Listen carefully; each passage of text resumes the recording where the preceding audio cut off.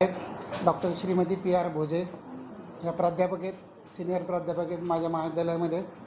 आणि माझ्याबरोबर आहेत श्री दत्तात्रय डोंबाळे, हे माझ्या ऑफिसमधले क्लर्क आहेत. मला तुम्हाला सांगायला आनंद वाटतो की दयानंद शिक्षणशास्त्र महाविद्यालयाच्या वतीने, विशेषतः दयानंद महाविद्यालयांच्या वतीने दरवर्षी आम्ही विद्यार्थ्यांच्या हितासाठी, त्यांच्या नोकरीच्या संधीसाठी, व्यक्तिमत्व विकासासाठी कार्यक्रम घेत असतो.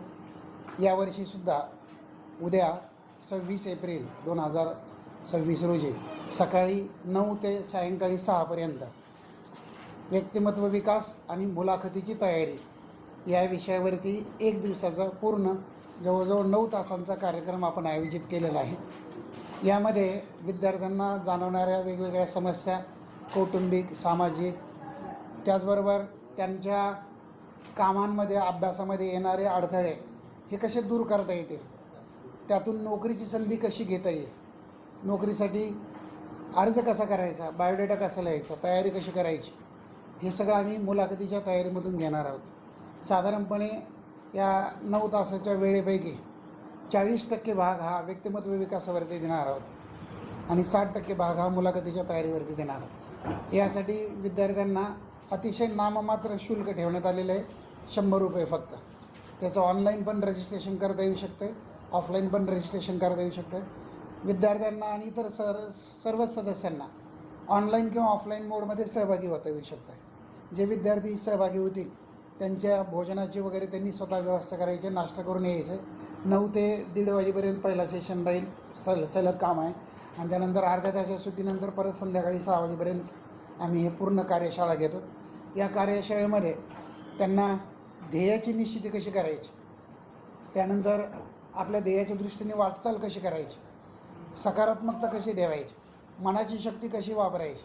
आजकाल मानसशास्त्रातले वेगवेगळे तंत्रज्ञान आणि ज्याला मॉर्निंग इन्व्होकेशन असं म्हणतो, अशा बाबी कशा वापरायच्या की ज्या आपल्याला आनंद देतील, समाधान देतील, आपल्या ध्येयाची पूर्तता करतील. या दृष्टिकोनातून ही कार्यशाळा राबवली जात आहे.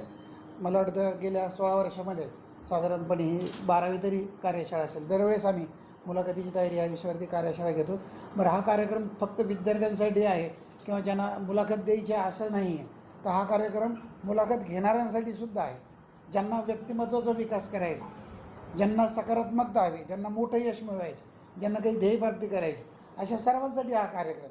त्यामुळे 25 ते 30 वर्षाच्या विद्यार्थ्यांसाठीचे फक्त ज्याला नोकरी नाही मिळत त्याच्यासाठीचे असं काही समजायचं कारण.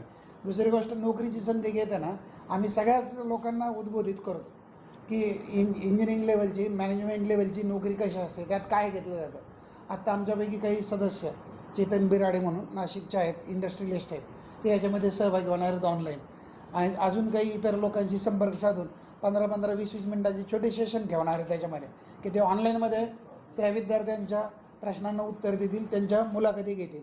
आम्ही यामध्ये मॉक मुलाखती पण घेतो, म्हणजे खोटी मुलाखत त्याच्यातून तयारी करतो. आणि मला असा अनुभव आहे की अगदी 2010 साली मी ह्या महाविद्यालयात रुजू झाल्यापासून हे जे कार्यक्रम घेतो याचा खूप मोठा सकारात्मक परिणाम विद्यार्थ्यांना त्यांची संधी मिळवण्यामध्ये होतो आहे. तर आपणा सर्वांना मनपूर्वक नमस्कार.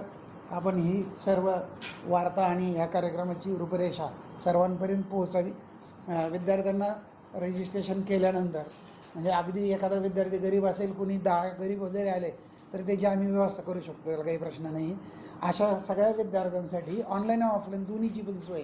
आपल्यातल्या काही सदस्यांना वाटलं की आपण ह्या संधीचा कसा फायदा घ्यायचा, तर तुम्हाला रजिस्ट्रेशन करायची, फी भरायची गरज नाही. तुम्ही तसं ऑनलाईन मोडमध्ये सुद्धा सहभागी होऊ शकता. पोहोचण्यासाठी म्हणून दोन्ही मोडची व्यवस्था केलेली आहे. तर तुम्हाला माझा पुनश्च एकदा नमस्कार. मला ह्या गोष्टीचा मनस्वी गौरव वाटतो की तुम्ही सर्व पत्रकारांनी आणि ह्या पेशातल्या लोकांनी आम्हाला आत्ता पण नमस्कार करतो, सॅल्यूट घालतो आणि शुभेच्छा देतो. तुम्हाला काही विचारायचं असेल तर अवश्य विचारू शकतो.